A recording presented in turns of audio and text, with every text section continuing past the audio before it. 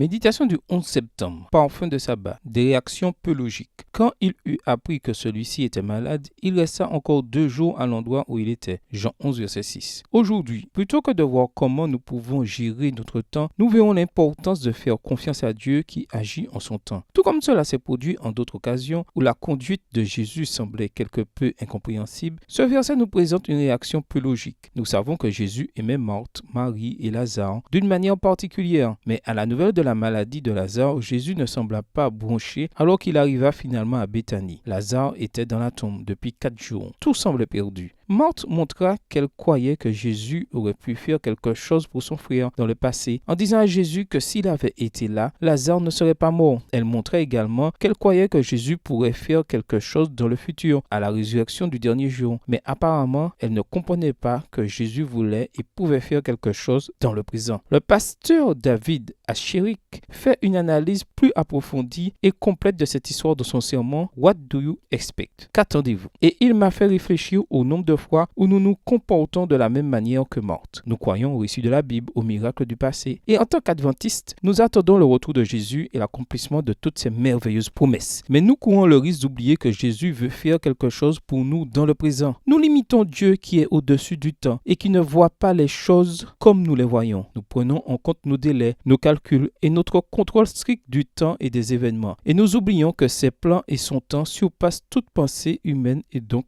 limitée. Dans ce récit, Jésus pense à la formation de ses disciples qui allaient le représenter dans le monde. C'est pour leur bien qu'il permit que Lazare meure. S'il lui avait rendu la santé alors qu'il était encore malade, il n'aurait pu accomplir le miracle qui était la preuve la plus évidente de son caractère divin. Extrait du livre Jésus-Christ, chapitre 58, page 479, livre écrit par Ellen G. White. Que dirais-tu d'attendre 2 jours dans ta vie pour que Dieu se manifeste? Faisons confiance à son horloge qui est toujours la meilleure. Bonne journée à toi et que le Seigneur te bénisse.